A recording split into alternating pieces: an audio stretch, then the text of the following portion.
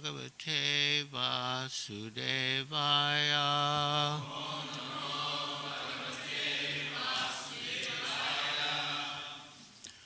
Om Namo Bhagavate Vasudevaya.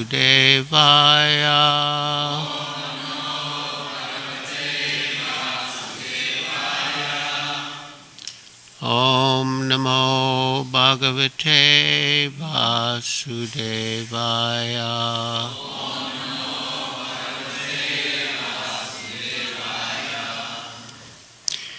We read from Srimad Bhagavatam, Canto 1, Chapter 8. Prayers by Queen Kunti and Parikshit saved. Text 12. Tarhi Eva Ata Muni Shrestha Pandava Pancha Sakyan Atmana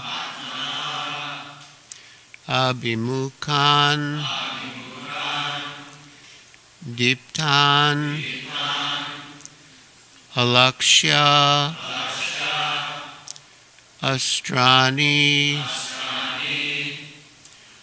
Upadadu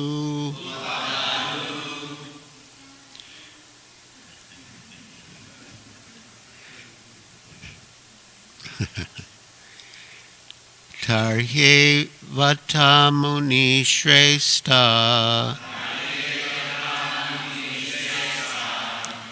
Pandava Panchasakayan Atmano Bimukhan Diptan Alakshyastranyupadadu Tarhyevatamuni Shrestha Pandava Panchasakayan Atmano Bimukhan Diptan Alakshyastranyupadadu Tarhyevatamuni Shrestha Pandava Panchasakayan Atmano Bimukhan Diptan Alakshyastranyupadadu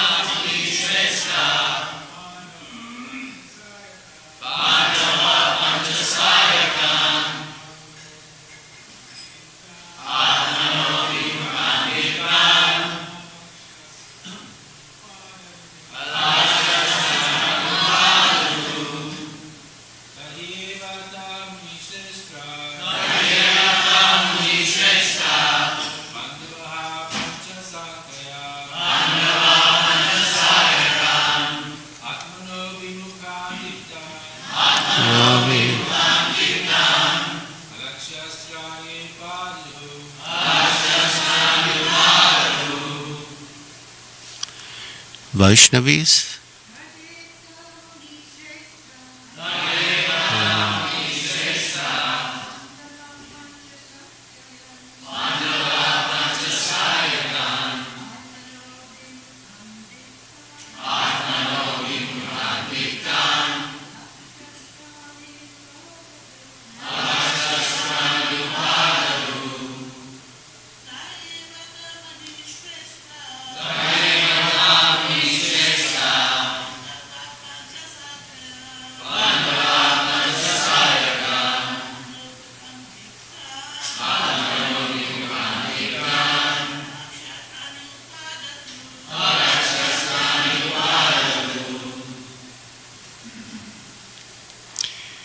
Tari, then. Eva, also. Ata, therefore. Muni Shrestha, O chief among the Munis. Pandava, all the sons of Pandu. Pancha, 5. Sakyan, weapons. Atmana, own selves. Abhimukhan, towards. Diptan, glaring. Alakshya, seeing it. Astrani, weapons. Upadadu, took up. Translation. O foremost among the great thinkers, Munis, Shonaka, seeing the glaring Brahmastra proceeding toward them, the Pandavas took up their 5 respective weapons. Please repeat. O foremost among the great thinkers, Munis, Shonaka, seeing the glaring Brahmastra proceeding towards them, the Pandavas took up their 5 respective weapons. Purport by Srila Prabhupada. Srila Prabhupada Ki Jai. The Brahmastras are finer than the nuclear weapons. Aswatthama discharged the Brahmastra simply to kill the Pandavas, namely the 5 brothers headed by Maharaj Yudhisthira and their only grandson, who was lying within the womb of Uttara. Therefore the Brahmastra, more effective and finer than the atomic weapons, was not as blind as the atomic bombs.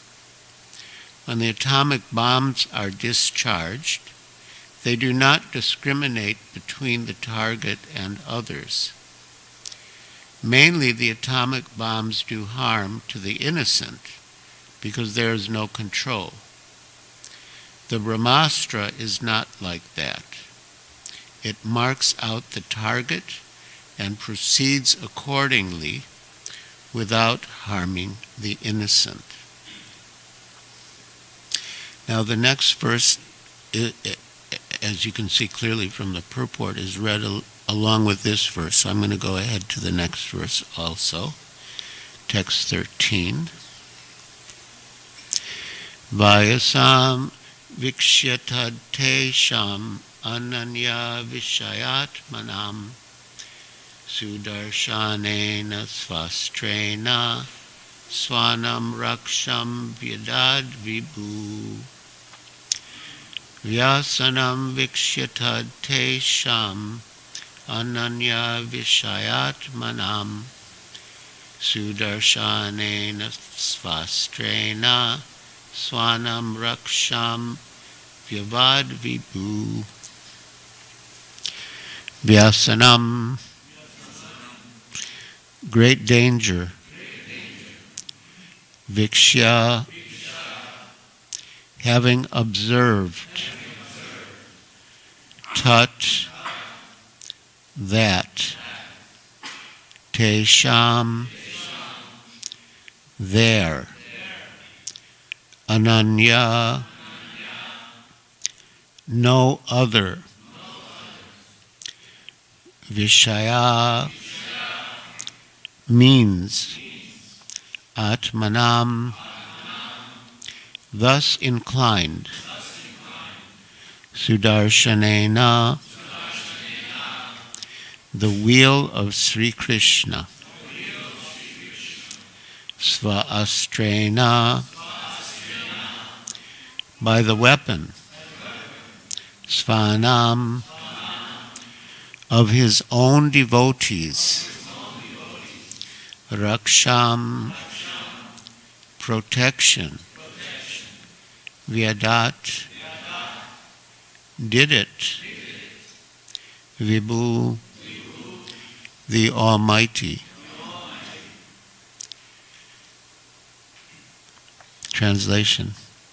The Almighty Personality of Godhead, Sri Krishna, having observed that a great danger was befalling his unalloyed devotees, who were fully surrendered souls, at once took up his Sudarshan disc to protect them.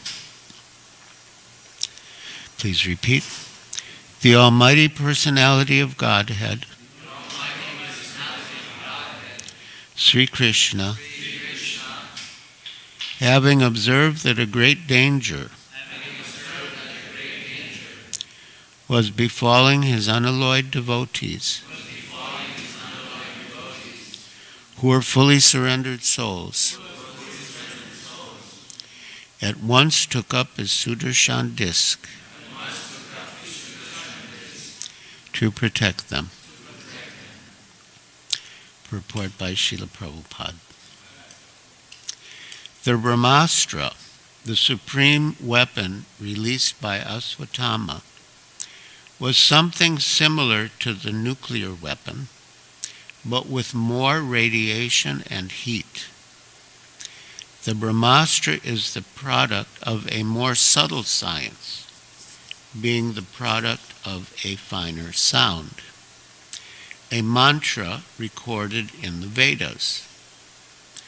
Another advantage of this weapon is that it is not blind like the nuclear weapon, because it can be directed only to the target and nothing else. Asvatthama released the weapon just to finish all the male members of the Pandu family. Therefore, in one sense, it was more dangerous than the atomic bombs, because it could penetrate even the most protected place and would never miss the target. Knowing all this, Lord Sri Krishna at once took up his personal weapon to protect his devotees, who did not know anyone other than Krishna.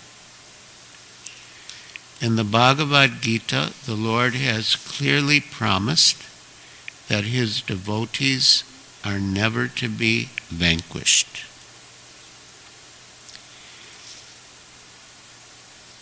And he behaves according to the quality or degree of the devotional service rendered by the devotees. Here the word Ananya Vishayatmanam is significant. The Pandavas were 100% dependent on the protection of the Lord, although they were all great warriors themselves. But the Lord neglects even the greatest warriors and also vanquishes them in no time. When the Lord saw that there was no time for the Pandavas to counteract the Brahmastra of Asvatthama, he took up his weapon, even at the risk of breaking his own vow.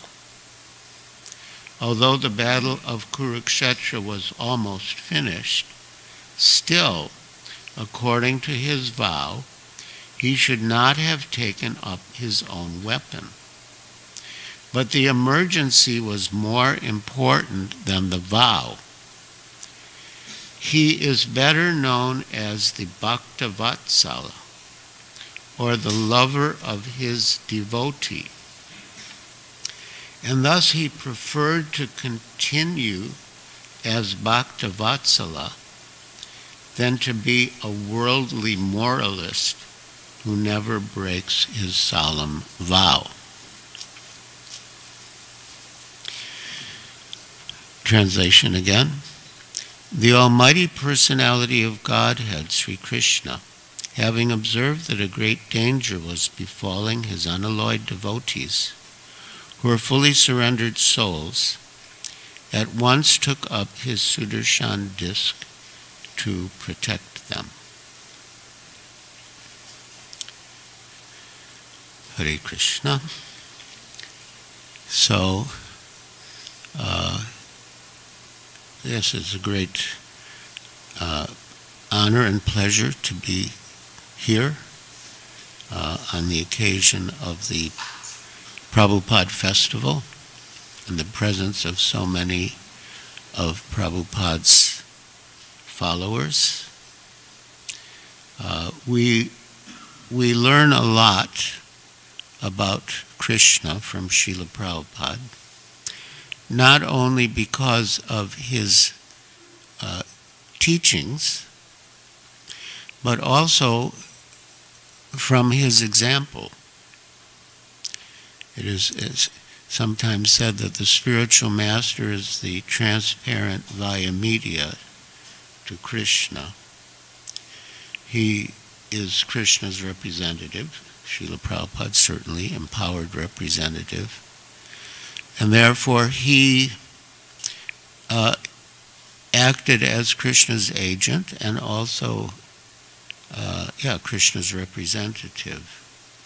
And he manifested all the qualities of Krishna that are possible for a living entity, even an empowered one.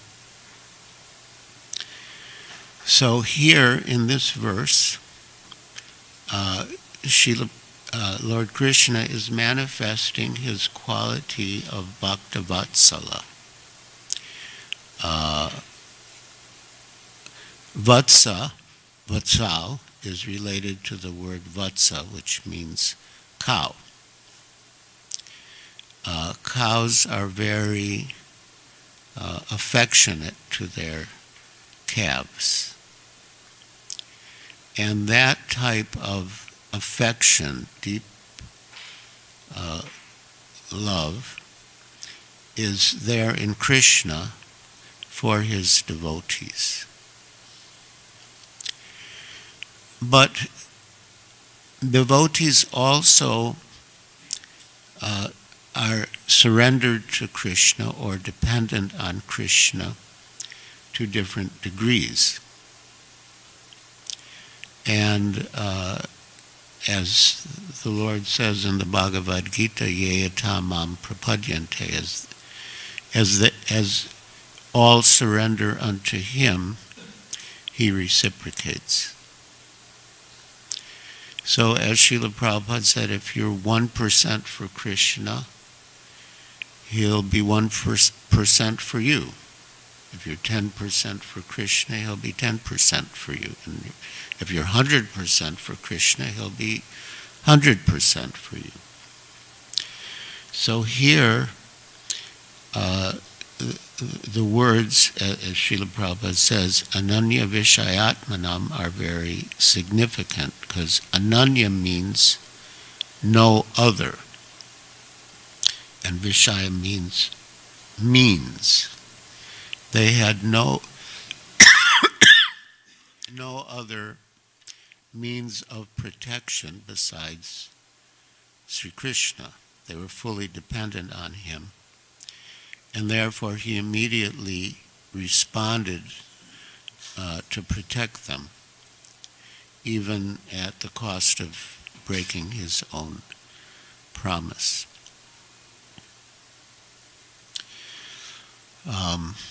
But although it is said in Anya Vishayatmanam that they had no other means of protection, it's also mentioned that they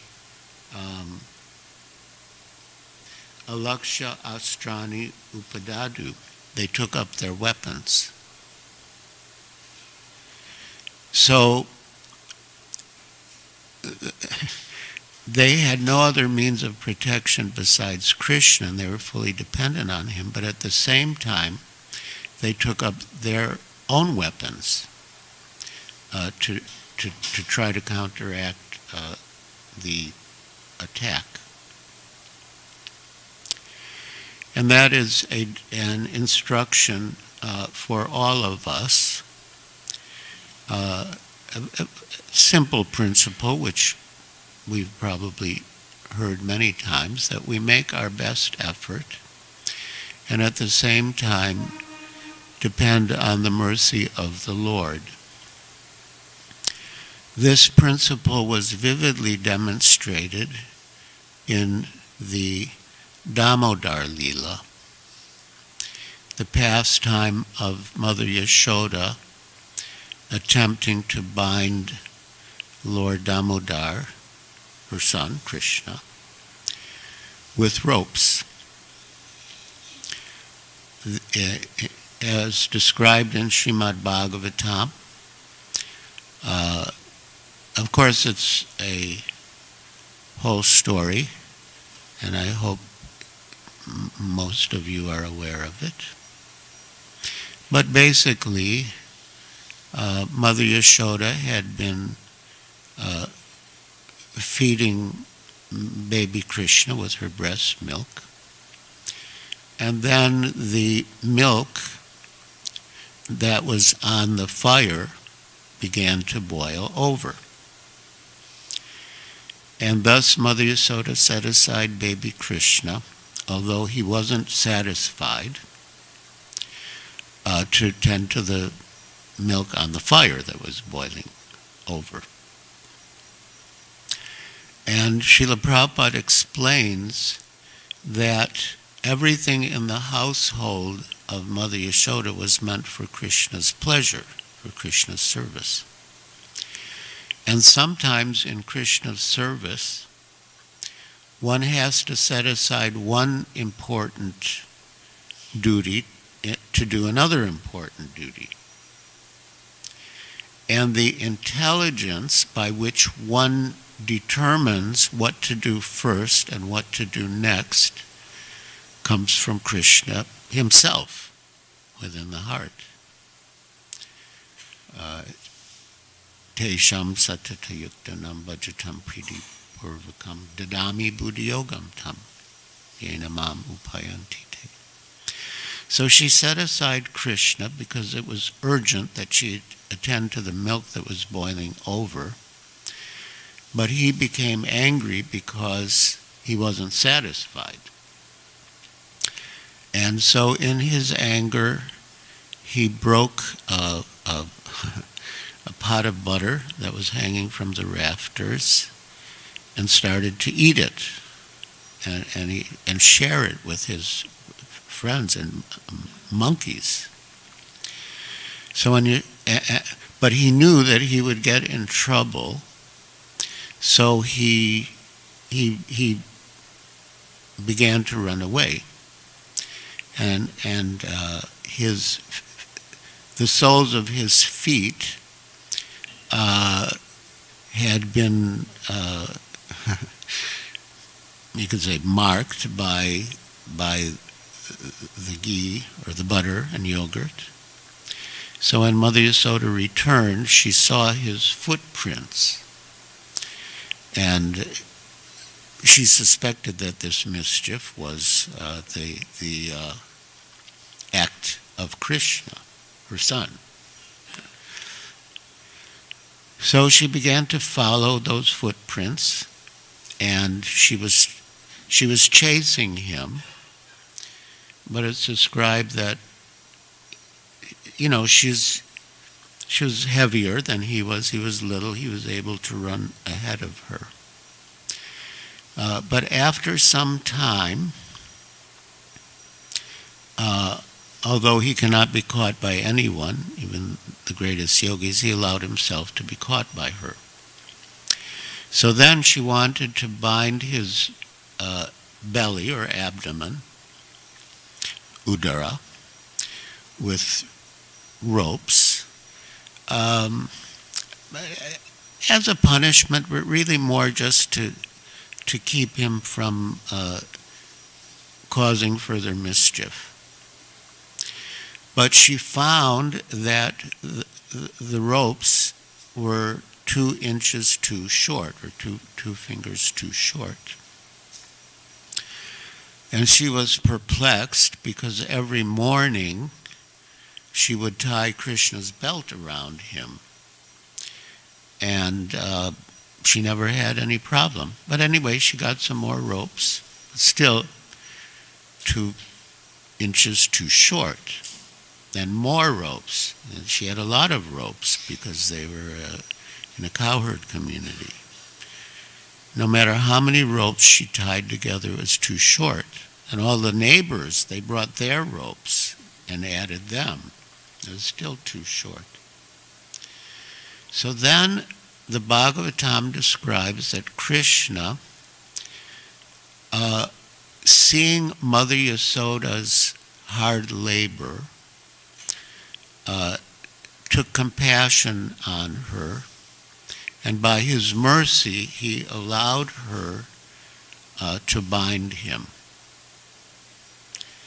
So in the Sanskrit of the Bhagavatam, there are 2 important words. One is parishram, which means hard labor, very hard labor. And the other is Krishna Kripa, which means Krishna's mercy. And our acharyas,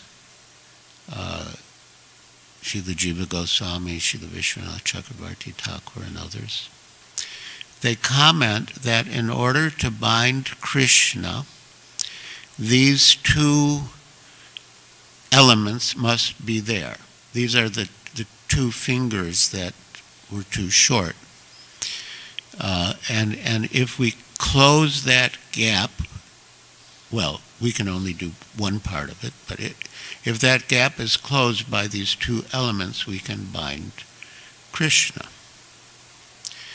And the one element is parishram, our hard labor, and the other is Krishna's mercy, Krishna Kripa.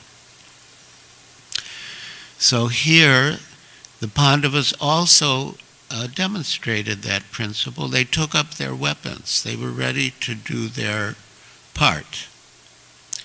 The fact that that they had no other means doesn't mean that they didn't do their part. So they took up their weapons, but Krishna, seeing that there was no time for them to employ their weapons against the Brahmastra, he intervened with his Sudarshan disc to protect them. Even at the cost of breaking his promise not to take up weapons. And therefore, Srila Prabhupada says that it was more important to Krishna to be the protector of his devotees, Bhaktavatsala, than keep his word. Now this partiality of Krishna, of being Bhaktavatsala, there's a very interesting discussion by Srila Vishwanath Chakravarti Thakur as to how does one get bhakti. It's a very important question. How does one get bhakti? So someone could say that the answer is Krishna's mercy. But Vishwanath Chakravarti Thakur says that cannot be the answer, because Krishna is equal to everyone. As Srila Prabhupada was saying in the lecture that we heard yesterday, he's the father of all living entities. So as the Supreme Father, he has to be equal to all of his children. So the answer can't be that it's his mercy. Then Vishwanath Chakravarti Thakur says the answer could be presented that it's the devotee's mercy. And he says that then the question could be raised, well, then that means the devotee is partial. But then he says that the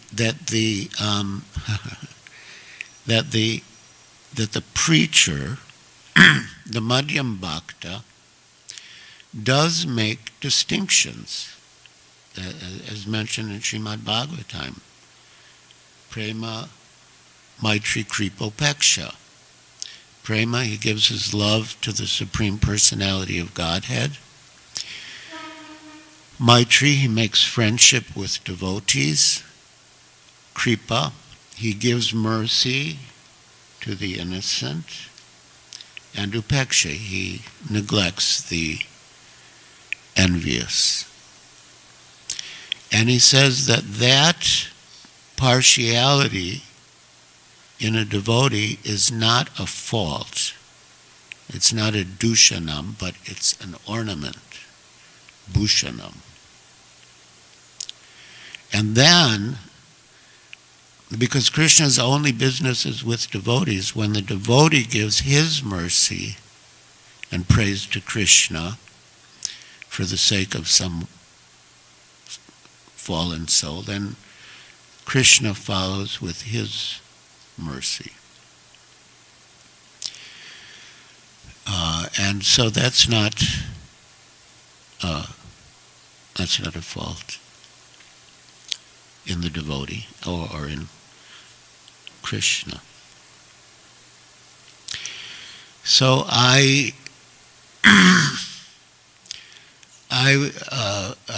sure all of us here are recipients of a devotee's mercy. In my case, when Srila Prabhupada initiated me in Los Angeles, I was in Boston, but he was in Los Angeles. I was initiated by mail. And after writing him and requesting initiation, just a few days after that, we were on Harinam Sankirtan in Boston. And I felt this amazing sense as if,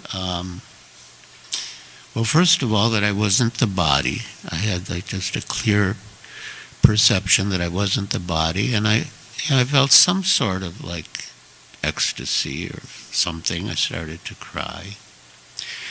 And so I mentioned it to the other devotees, and they said, it could be that at that very moment, Srila Prabhupada was chanting on your beads and initiating you. And it seemed very likely that was the case. So I was initiated in Los Angeles, and in his initiation letter, Srila Prabhupada wrote that your name is Giriraj. Giriraj is a name for the Govardhan mountain where Krishna used to tend his cows. Now that name had a very big,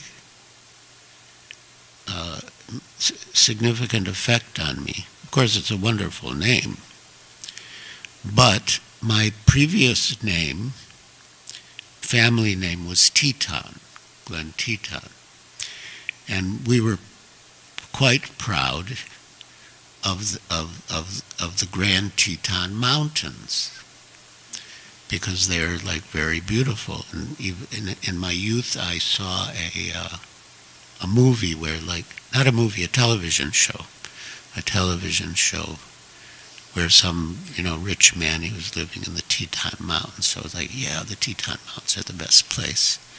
And then later, after coming to Krishna consciousness, some of that false pride was still there. Because I heard that Srila Prabhupada's disciple, Ambarish Das, Alfred Ford, had been in the Teton Mountains. Oh yeah, it's confirmed that Teton Mountains are the best place. So when I got this initiation letter that Giriraj is the name for the Govardhan mountain, I thought, wow. It's like I had that false attachment for a mountain, but Srila Prabhupada has given me a better mountain to become attached to. So, yeah. But then on this point about praying, he wrote, so I marked it in your presence when I met you in Boston, and I prayed to Krishna that this good soul may become aware of the importance of Krishna consciousness. So it was really Srila Prabhupada's prayer that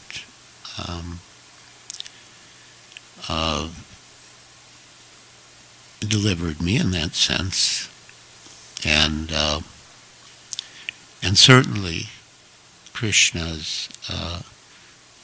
would respond to Srila Prabhupada's prayer, because Prabhupada was completely surrendered to Krishna, and not only that, but taking up the most important service to Krishna, which is preaching. And Srila Prabhupada also gave that example that when a father, because they're saying that Krishna is the Supreme Father, he's equal to everyone, that when the father is crossing the street with his children and then suddenly some vehicle comes, his first thought will be to protect the youngest child, because the youngest child is the most dependent on him. And Srila Prabhupada related that to the preacher, that the preacher takes the most risk for Krishna and therefore is the most dependent on him, and therefore, although Krishna loves all of his children, but he'll respond to protect the preacher first. And as Krishna says at the end of the Bhagavad Gita, that one who explains this secret to the devotees is most dear to me, and there will never be one more dear. And in the end, devotional service is guaranteed, and he will come back to me. So that was Srila Prabhupada. He just gave everything to preach without any consideration. Like he said, I walked through fire to establish this movement.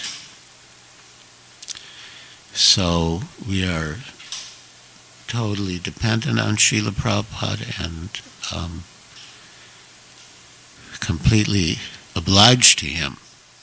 When we think of where we were before and where we are now, there's a huge difference.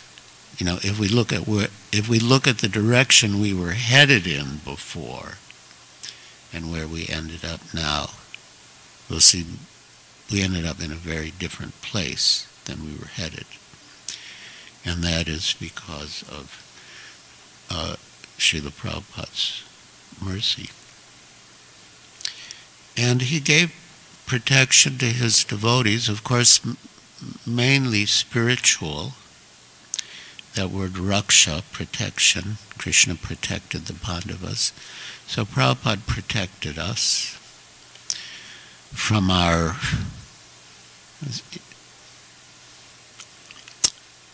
from deviation, our own tendencies within our hearts to deviate, and outside influences that could, sort of encourage us to deviate. So he there's very alert and vigilant. If he saw some deviation was coming into the movement, or some fad, even during Prabhupada's presence, different fads, there were health fads, all sorts of things. We were listening the other day about sugar, so that was like, anyway, we can, but I guess I have to say, in case some of you were not present, but in one temple, Prabhupada asked for sugar, and they didn't have sugar, because I guess the managers thought it was unhealthy to eat sugar. And Srila Prabhupada said, well, that's okay. If they don't want to eat sugar, they don't have to, but they should have sugar. In the temple, Krishna likes sugar. They have to offer Krishna what he likes. So, different fads.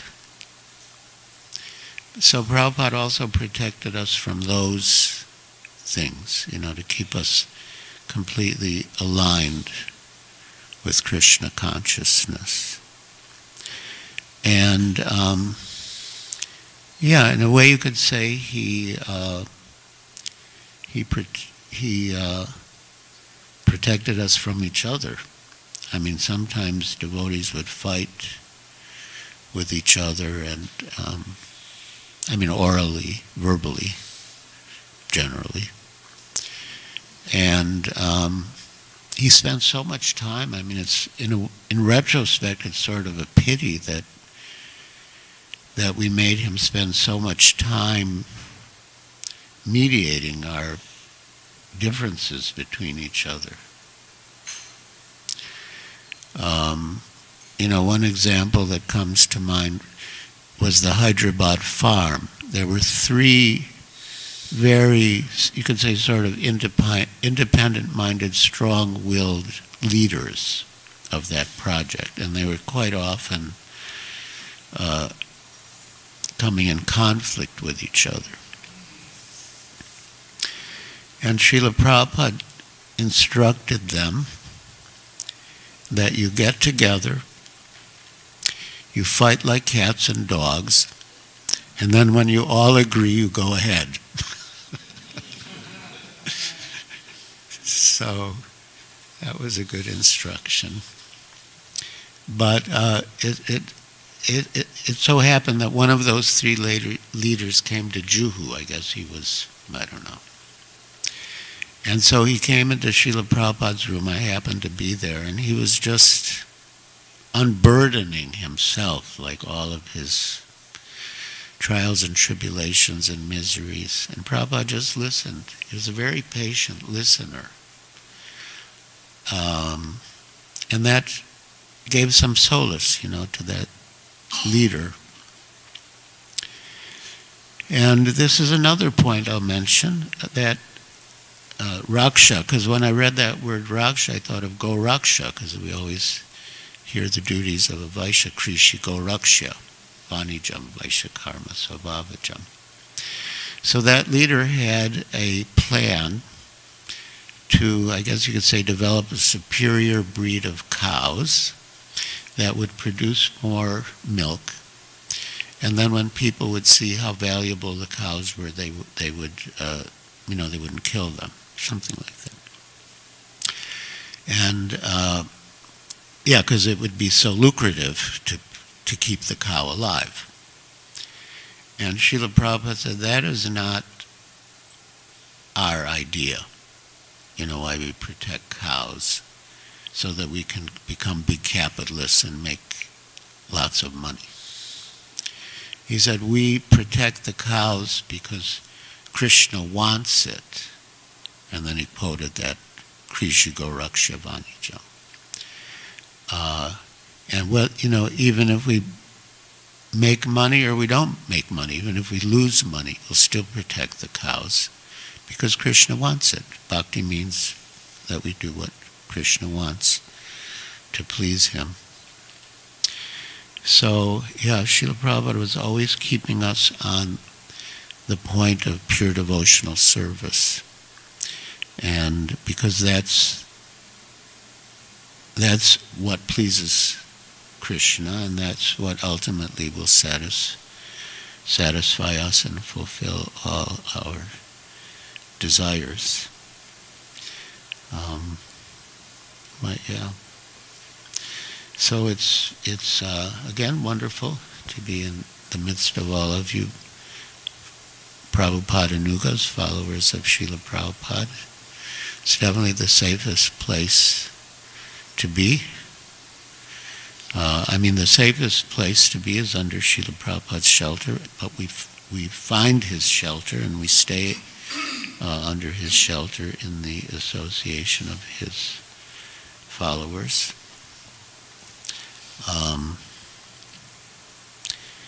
And it's so nice. We get to read his books by his design every morning. We get to read his books, and we should read them regularly. As he said, of course, he wanted us to distribute his books. That was like very high priority. But he also said, he didn't write the books just for us to distribute. He wrote them for us to read. And it shouldn't be that on Sankirtan someone says, "Oh, you want me to take this book? What's in it?" And then the devotee says, "Well, I don't know what's in it. I just sell the books. I don't actually read them." So, yeah, we should read them very diligently, study them, apply them, of course. The books are alive, but reading the books means associating with Srila Prabhupada and the Parampara, and apply those principles and distribute that knowledge for others. And that will be pleasing to our hearts and pleasing to Srila Prabhupada and the Parampara. Or maybe the other way around, because it's pleasing to them, it will be pleasing to our hearts. Yeah, and then we'll all go back to Godhead. I think of this one letter Srila Prabhupada wrote. He was in Juhu, but he wrote it to a disciple, very nice disciple named Tusta Krishna Das. And Tusta Krishna was a follower of someone in Hawaii. He's still there. His name was Sai. And then Srila Prabhupada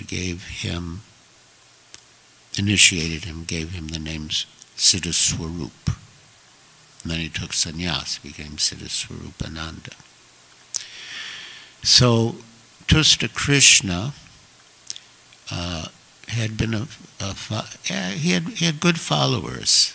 Our Urvasi Dasi, I don't know if she's still here. She was also with him in Hawaii. So so apparently, from Prabhupada's reply, Tusta Krishna Prabhu had written to Prabhupada, placing Siddhaswarup in a different category from all of Srila Prabhupada's other disciples. And Srila Prabhupada didn't like that. And so he wrote back that, Siddhaswarup is a good soul, but, you should not be mistaken. He's a good soul, but all of my disciples are good souls. I guess Tusta Krishna used the word pure devotee. And Srila Prabhupada said, all of my disciples are pure devotees. Anyone who's surrendered to the spiritual master, anyone who sincerely follows the instructions of the spiritual master, is a pure devotee. You know, he may be Siddha Swarup or non-Siddha Swarup. So, you know, don't make a faction. And then Srila Prabhupada said, we will, he'll go back to, he was saying, you know, he'll go back to Godhead, and he was saying Shamsundar would go back to Godhead. I think Shamsundar was the GBC for Hawaii. He was saying, you know, so he'll go back to Godhead, and, you know, this one will go back to Godhead. Shamsundar will go back to Godhead. We'll all go back to Godhead, and we'll have another ISKCON in the spiritual sky. And then he said, only Mr. Nair, he must stay behind. Because, yeah, Mr. Nair was a big demon, a big crook. I remember once I spoke about that. I think it was relevant, very relevant to the verse. And Veera Bahu Prabhu was listening to it online. And afterwards he commented to me that I don't usually like it when devotees call other people demons. But after hearing this story of Juhu, I'm convinced that yes, he was a demon. So but other than him, everyone else can come, and we'll have another ISKCON in the spiritual sky. So I'm happy to have your company here, and I look forward to having it there. Hare Krishna. Srila Prabhupada Ki Jai.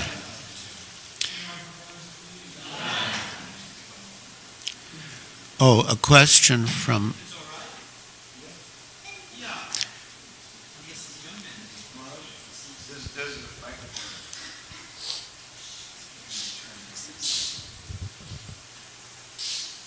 The local circus. You were saying about Dushanam and Bhushanam, that on one hand there's no fault.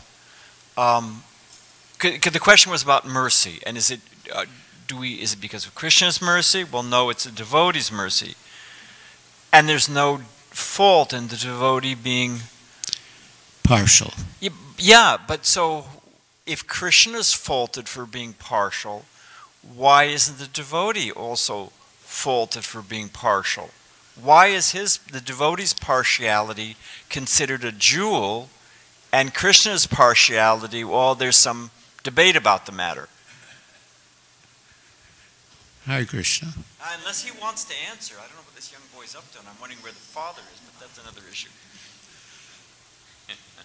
Tell him this prasadam, he'll go immediately.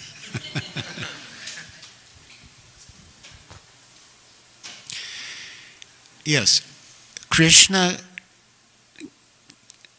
cannot be partial because he's the father of every living entity, so he has to be equal to all of his children. But the devotee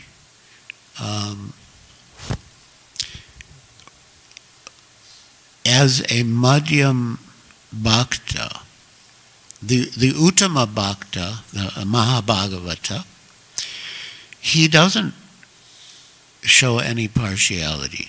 He sees everyone equally. He sees that everyone is serving Krishna except himself. So he does see everyone equally. But the Madhyam Bhakta, by nature, by definition, he makes distinctions. That prema, maitri, kripa, upeksha. And that kripa, he gives kripa to the innocent. And so that's not a fault, that's his function. And Srila Prabhupada says even the Mahabhagavata, when he preaches, he has to, in a way, come down to the Madhyam platform. Because if he stayed on the Uttama platform, he would see there's no need to preach, that everyone's already serving Krishna. So that's why Vishwanath Chakravarti Thakur said it's not a fault because it's his nature, it's his function to give mercy to the innocent. I mean, that's what he says, that's what I'm repeating. And so Krishna, he really has no business with anyone except devotees, and it's because the devotee prays to him to give mercy to some non-devotee. His mercy follows the devotee's mercy. Like we see this with Krishna's chastisement of Kaliya. That he was, when Kaliya's wives prayed to him to be merciful to their husband, then he was merciful to him. So that it's not a fault in Krishna to be partial devotee. It's an ornament. Yeah, and that's what Prabhupada is saying here. That even at the cost of breaking his own promise, he protected the Pandavas, and therefore he's known as Bhaktavatsal, and he wants to be known as Bhaktavatsal. It's more important than being known as a morally proper person who doesn't break his promise. But would you like to say something? No, I'm satisfied. I was genuinely asking. And I was thinking, when you gave the example of the Uttama and the Madhyama, that Madhyama platform is very blissful. Everyone's engaged in Krishna's service. And so it's actually an austerity. It is an act of kindness for an Uttama to come down to the Madhyama platform, that he, just out of kindness to deliver these people, he comes down and makes that. So it is an ornament. He's giving up his own peaceful shanti and distinguishing and reaching out to the innocent and the merciful. So it is a special qualification or jewel of a devotee. So I appreciate your answer very much. Beautiful. Yeah. Well said. Perfect. Just because we're in LA and you mentioned a Prabhupada pastime, and how a devotee's mercy invokes Krishna's mercy. Yeah. When I was shaved up as a bhakta in Laguna Beach, then I'd been coming up here. Then Giriraja Swami was, the shelter of all of us. And Giriraja Swami said, when he first saw me shaved up, he said, that Prabhupada had told him that when a devotee first shaves up, Radharani then goes to Krishna and says, just see this nice devotee, how he's surrendered to you. And then Prabhupada told Vishnujana, and Vishnujana told me, that when Krishna is asked by Radharani, that give him some shelter, Prabhupada said, how can Krishna refuse? So, of course, Radharani is special, but the devotee invoking the mercy of Krishna, as you said, very nice. Wonderful. I'm completely satisfied by your answer. And that rarely happens with me. Yeah. We're all exceedingly pleased and satisfied by your contribution. Archita Prabhu? And then Thank you, Maharaj, for speaking so nicely on a short notice. We were planning to go home last night, and you changed your mind at the last moment and decided to speak this morning. Just on that point, sometimes we see within the community, it seems sometimes the leaders especially are more partial to this devotee rather than that one. But we have to look at the motive. What is the motivation behind it? Prabhupada himself, when he was leaving for India after becoming ill, if you can see it, he said to the devotees, take care of Mukunda. He's very gentle. It didn't mean don't take care of the other devotees, but Prabhupada was perceiving that this person needs some special attention because of their nature. He's very gentle. He's not going to stand up for himself, in other words. So Prabhupada's motivation wasn't that he didn't like the other devotees, but he was specially giving attention to Mukunda because he's in that category. So the leaders have to be like that. Not that he gives special attention for some ill motive, because this person butters me up or whatever, then I give them reciprocation in that way. But at the same time, you have to perceive who you're dealing with. Some devotees do need special attention and special care more than the other devotees. That's just nature. Yes. As a man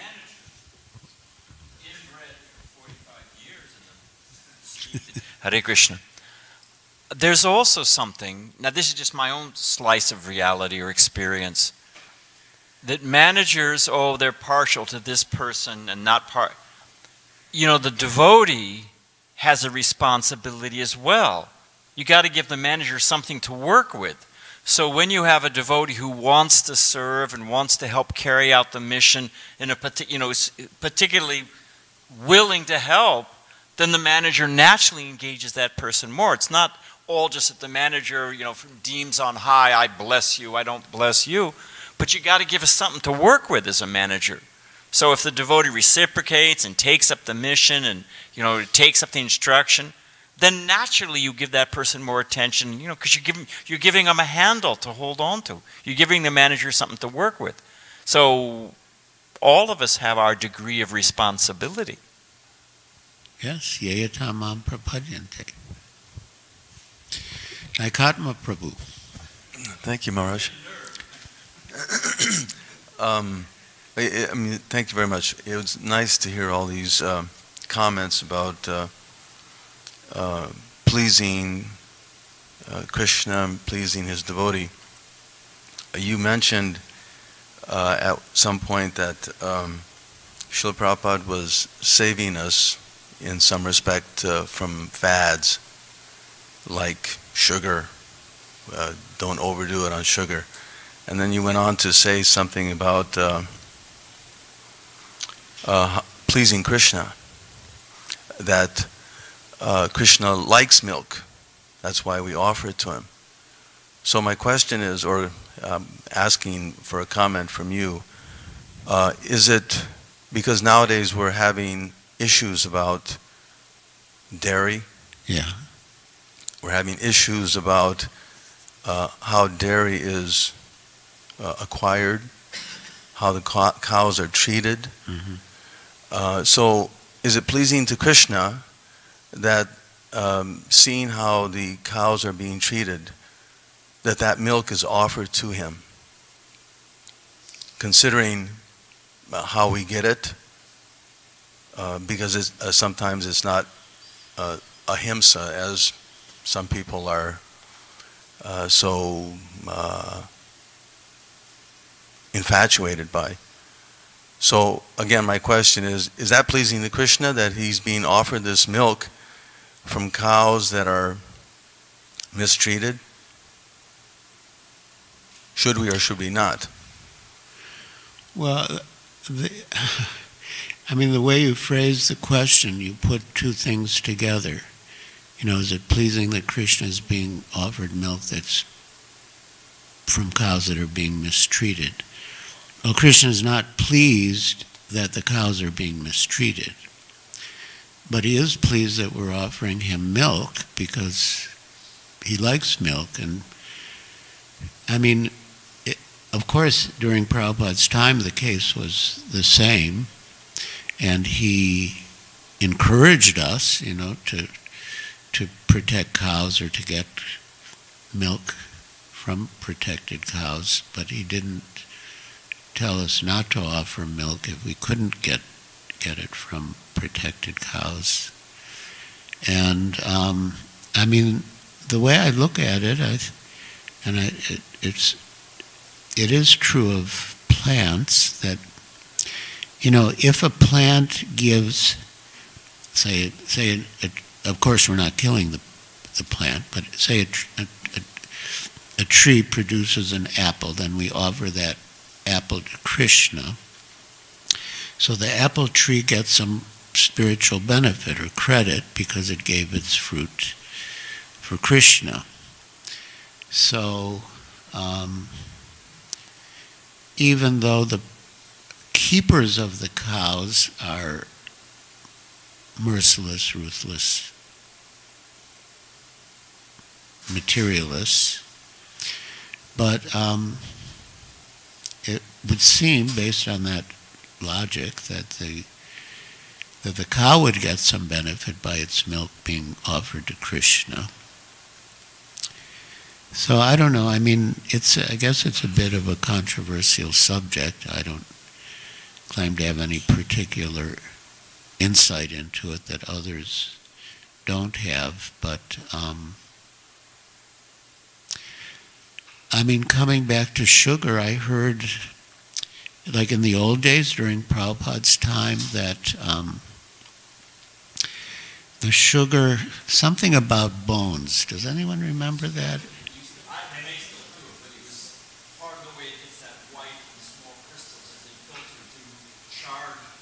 Yeah, it's actually, it's bleached. Yeah. So that was brought to Srila Prabhupada's attention.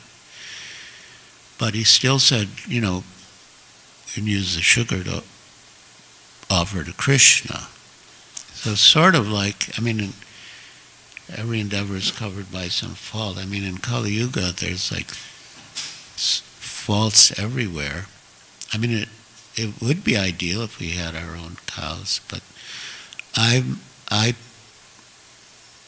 mean, I just sort of feel if, you know, it's not all that different from when Prabhupada was here, and he said to offer milk and offer sugar and to Krishna.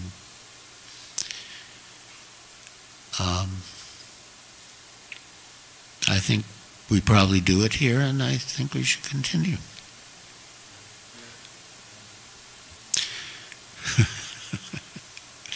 Yes, sir. Maharaj, on that point, even during Prabhupada festival, I was approached by some Prabhupada disciples on the point of milk. And one of them gave me a comment that during Prabhupada's time, which was about 40 years back, the milk only had fish oil or certain things. Today, the milk has more things that makes it not suitable for us to offer. And I hear disciples, senior disciples, Prabhupada disciples, and even my generation mentioning the point about PTC, that Prabhupada said do everything according to place, time, and circumstance. However, in the Srimad Bhagavatam, in Prabhupada's books, we know that Kali Yuga is only going to become worse. We know that this is not a gentleman's place. But are we not contradicting Srila Prabhupada by trying to limit Srila Prabhupada, by having that notion in our mind that Srila Prabhupada did not know that milk is only going to become worse? Because their points, and I'm just trying to understand this point. There's a point, place, time, circumstance, that we have to be practical. But there's a point that you are trying internally to have a limiting factor on a guru who knew what is going to happen. Our acharyas knew what is going to happen. So in place with this, should we use the place, time, circumstance in trying to factor what should be done? Or should we follow, because in Srila Prabhupada's books it says milk is liquid religion. That we shouldn't be taking milk because it is liquid religion. Srila Prabhupada says that very clearly in the first canto in the Bhagavatam. So please, can you guide us, a second generation, what should we do? Place, time, circumstance, or should we follow Srila Prabhupada's books? Well, it seems like you already have the answer. And I agree with you that we should offer milk and take milk if we want. And like Prabhupada was telling the artists that they should paint the figures, that they shouldn't be like too muscular and sinewy and all that, because we're milk eaters. So we should have should look like, the people in the artwork should look like milk eaters. So we should also look like milk eaters. Thank you, Maharaj. Even if we don't drink milk. Anyway, thank you. Oh, yes. Maharaj, do you not think that actually we have a great opportunity right now to set a precedent for the world to follow? Because a lot of people, in the outside world are very much into vegan, they're very much into organic. Why can't we make the next step and make something that's above all that, something that's completely pure and completely amazing, that actually gives real health, real intelligence, and be able to distribute that to the world and be a leader instead of just being like, oh, well, what can we do? And, Prabhupada, he said that according to time, place, and circumstances, and I think if we asked him today, he may give us a different answer. And I just, I thought it might be a different way of seeing things, a little bit more, something maybe more progressive. Okay. Yes, Rameshwar Prabhu.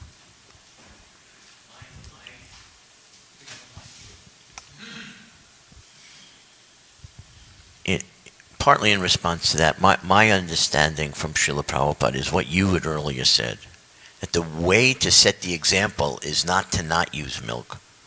The way to set the example is to have farm communities that protect cows and have protected cow milk. So if our goal is to set an example about milk in the world, that's the way to do it. Not to ban milk that's not protected, but to be much more proactive in protecting cows and introducing that type of milk. And I wanted to mention one other thing which is really controversial and will be very, very... this is going to be a huge challenge for future generations because they may not know how to take what Prabhupada said. He had said, I have this in my diary, that in the future of Kali Yuga, when great unemployment forces people out of cities to our farm communities, many of those people coming will be meat eaters, and we have to accept them, not by saying you can only come by giving up meat right away. And I have in my diary also that he even said that there will be a section of our city of Mayapur of the future for meat eaters, and that in both of those examples, Prabhupada said, and gradually by association, they will give it up. But not that they have to give it up before they come. Now, this is some great time in the future of Kali Yuga. This is going to be very challenging to devotees, that a section of our future farm communities may have to allow for meat eaters, with the understanding that they will gradually give it up by the practice, by serving Krishna, and by associating with devotees. But it's what Prabhupada said. Well, we've got some time. Not our generation. Yes. Let's get quality milk. Then we'll worry about when we flood the reuse with nothing else. All right. Thank you all very much. Grantharaj Srimad Bhagavatam ki jai. Srila Prabhupada ki jai. Nitai Gaur Premanandi Hari Hari Bol.